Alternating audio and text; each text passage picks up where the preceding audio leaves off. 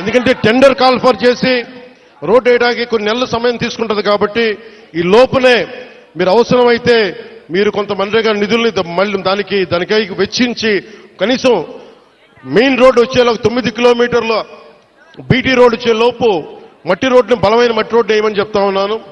ఇది ఇంకా ఈరోజు తుఫాన్ అయితే ఉంది కానీ రోజు ఇప్పుడు శీతాకాలం కాబట్టి అందుకని రోడ్డు వేయమని మరి చెప్పాను.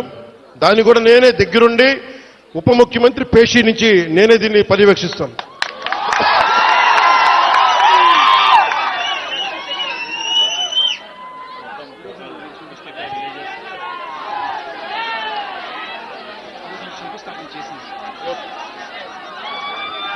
నేను మొన్న కూర్చోవాలి మీరు అందరూ అక్కడ. మొన్న ముఖ్యమంత్రి గారితో గౌరవ ముఖ్యమంత్రి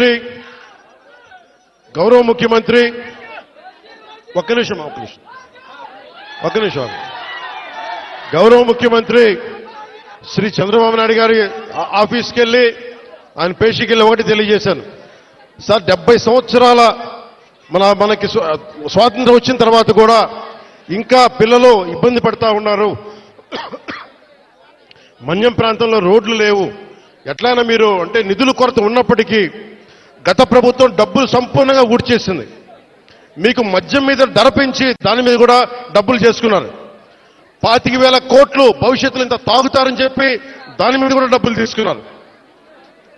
దాదాపు ఎన్నో వేల దాదాపు 15-20 కోట్ల రూపాయలు అప్పులు తీసుకున్నారు.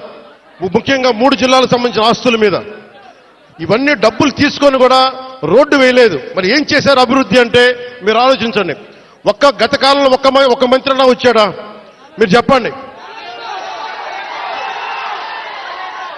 ఈ రోజున నేను అధికారం రాకముందు ప్రజల్లో ఉన్నాను. అధికారం వచ్చిన తర్వాత కూడా నేను మీకోసమే పనిచేస్తాను. ఇక్కడున్న యువతకి నేను ఇదే మీకు మాటిస్తున్నాను. ఈ రోజున మన సాలూరు నుంచి నేను ఒకటే మాటిస్తున్నాను.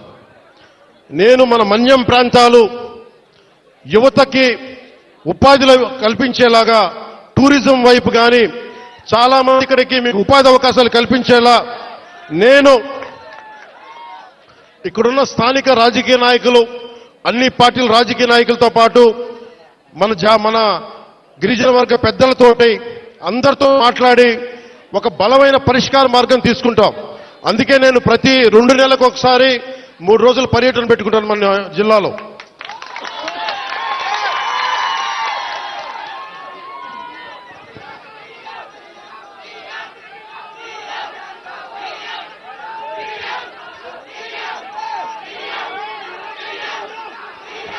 అలాగే మనకి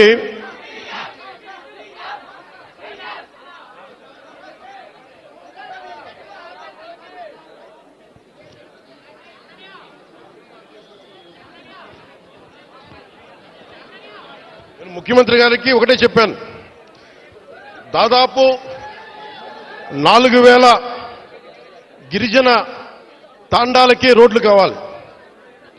పంచాయతీలు క్రమంగా చూసుకుంటే 400 పంచాయతీలే కానీ గ్రామాలను మట్టుకు దాదాపు 4,000 తాండాలు ఉన్నాయి. 20 మంది నివసించేవి, 40 మంది నివసించేవి.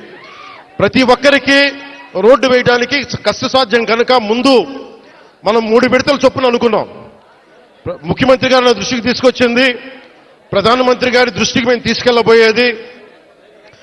ఎక్కువ మంది కనుక మీరు తొందరగా రోడ్లు రావాలి అంటే 20 మంది ఒక చోట కాకుండా కనీసం 200 మంది 300 మంది ఒక చోట మీరు అందరూ ఉండగలిగితే రోడ్లు వెంటనే వచ్చేస్తాయి. కాబట్టి సమస్య ఏమవుతుందంటే జనాభా తక్కువ అవడం వల్ల డబ్బులు కేంద్ర ప్రభుత్వం నుంచి వచ్చేయి మనం అన్ని మిగిల్చుకొని ఈరోజు చేస్తున్నాం. ఈ రోజున మనం నరేగా మీరు ఇలా అరిచి మీ అభివృద్ధి మర్చిపోతున్నారు. మీరు అరిచి సినిమాలు సరదా నిజంగా మనస్ఫూర్తి చెప్తున్నాను. మీకు సినిమాలకి రావాలన్న రోడ్లు ఉండాలి కదా.